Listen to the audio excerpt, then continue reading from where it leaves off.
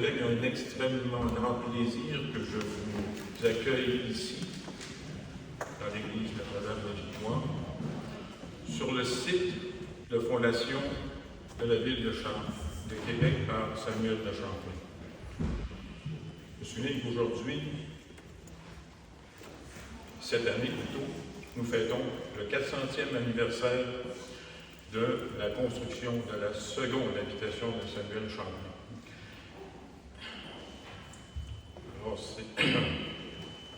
Alors, je me présente. Mon nom, c'est Carl Lavoie, archéologue, président de la Société d'histoire Sieur de Champlain. Avant d'aller plus loin, j'ai quelques consignes à vous formuler. On vous demande d'éteindre vos cellulaires,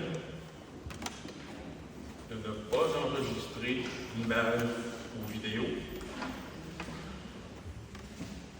Les sorties d'urgence correspondent à la porte d'entrée. Donc, en cas de problème, on ne se rue pas, mais on fait attention, on suit les instructions des gens qui vont vous conduire en sécurité à l'extérieur. Il y a des sanitaires sur la porte de côté ici, en descendant dans l'escalier.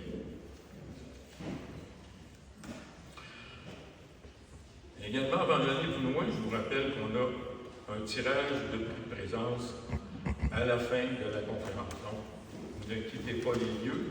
On vous a mis des billets au début à l'entrée, donc on va faire tirer des volumes. Le volume Le Vieux Québec, une promenade guide du promeneur de Jean-Marie Godet, la dernière édition. Et nous avons aussi la chapelle Champlain en deçà du ministère de Georges Gauthier-Larouche et de moi-même, publié en 2000 déjà sur la recherche de la chapelle où Champlain fut inhumé en 1636, après la construction de cette chapelle par Charles-Loup de Montmagny, le premier gouverneur de Québec. Donc, attendez avant de vous sauver. La Société d'histoire Sieur de Champlain existe depuis 2011. À cette époque, quelques personnes s'étaient rassemblées pour former une organisation qui se prénommait l'Association pour la recherche du site historique de la chapelle Champlain, ce qui a un rapport en quelque sorte avec cette roche. Le mandat ou la mission de cette association était plutôt réduite. Face au registraire des entreprises, on était concentré uniquement sur cette recherche de la chapelle Champlain. Ça nous fermait les portes, de telle sorte qu'avec le temps, les membres ont décidé d'étendre leur mission et de s'intéresser davantage à Samuel de Champlain lui-même, le personnage qu'on connaît bien.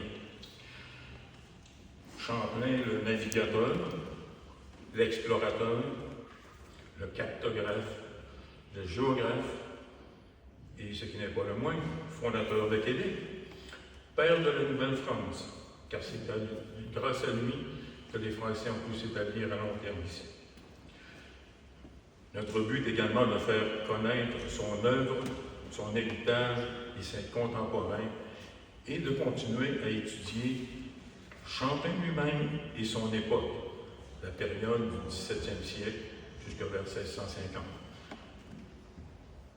Et nous avons du travail en considérable. À l'occasion de cette première sortie publique de notre association, dans notre première conférence en présent que nous donnons, et dans ce lieu mythique, qui est le lieu fondateur de Québec, je souligne la présence de certains partenaires à l'événement. Je donnerai la parole d'abord à M. Gilles Gignac, directeur général de la paroisse Notre-Dame de Québec.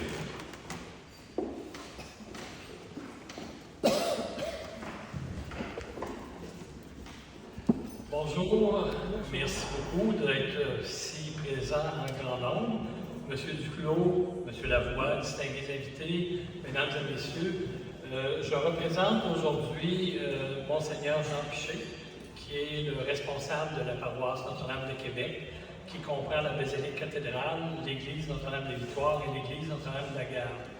Alors, comme nous savons tous maintenant, et je suis sûr que vous l'avez appris il y a longtemps, l'église ici est bâtie sur les 2 habitations de Champlain.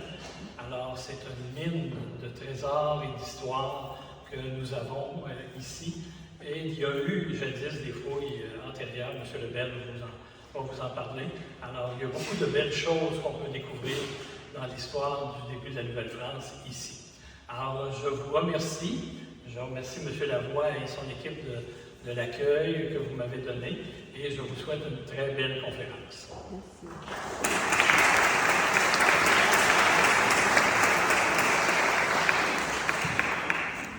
Merci. Est-ce que par hasard, M. Jean-Luc Lavoie serait dans la foule? Bon, annoncé donc. Je tiens à souligner que M. Jean-Luc Lavoie, qui est président de la Société d'histoire de Sainte-Foy, nous a fourni de l'équipement audiovisuel, les micros, tout ça, pour nous aider à produire cette conférence. J'accueillerai maintenant une personne que j'apprécie beaucoup et qui est combative pour le patrimoine, M. Jean-Louis Vallée, président de la Fédération d'Histoire Québec. Il va s'adresser à vous.